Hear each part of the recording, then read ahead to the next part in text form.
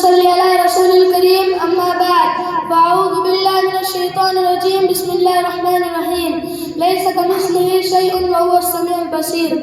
آدرنیہ अध्यक्ष महोदय एवं प्रिय सहपाठियों, आज के इस मंच पर मैं जिस भाषण को लेकर आपके सामने उपस्थित हुआ हूँ उसका विषय है मुसलमानों यह तुमने क्या किया।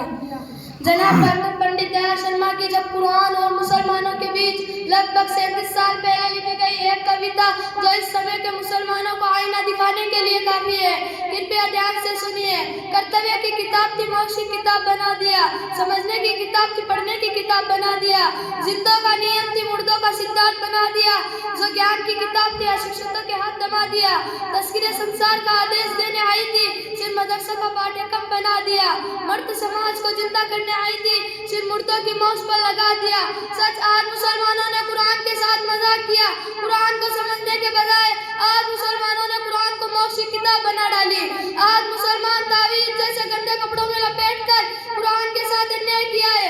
आज मुसलमान कुरान मजीद को न समझने की बिना पर, इस पर न कर्तव्य करने की बिना पर न जाने कितनी बुराइयों में लिप्त है, न जाने कितनी बुराइयां ऐसी है कि हमें पता भी नहीं चलता कि बुराई भी है कि नहीं।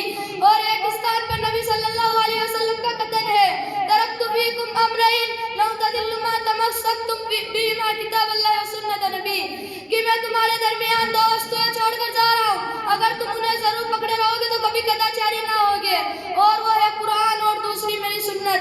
लेकिन आज दुख से कहना पड़ता है कि मुसलमानों ने अगर कोई चीज छोड़ी है तो वो है कुरान और सुन्नत, जबकि हमारी सफलता व ऊंचाई इन्हीं दो चीजों में, लेकिन हम इन्हीं दो चीजों में दूर नजर आते हैं। हजरत अल्लाह के नबी सल्लल्लाहु अलैहि वसल्लम ने हमें यह वर्णन किया है, इन्नल्लाह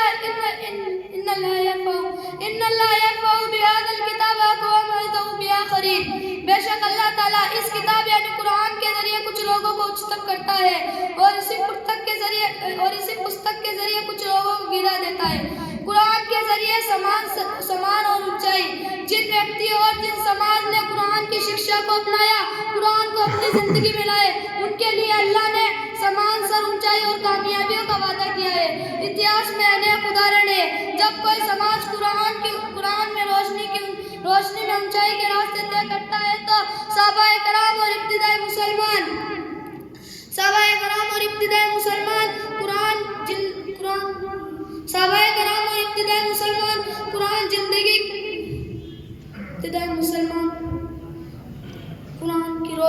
कुरान की शिक्षा का पालन करने पर संसार व परलोक में सफल व श्रेष्ठ हुए। कुरान जिंदगी के हर क्षेत्र में मार्गदर्शन होती है और जो इसका पालन करता है अल्लाह उनकी स्थिति उच्च करता है। अंत में अल्लाह से प्रार्थना है कि हमको कुरान और नबी की सुन्नत पर कार्य करने की क्षमता प्रदान करें। आमीन। व आखिरु दावाना अनिल हम्दुलिल्लाहि रब्बिल आलमीन।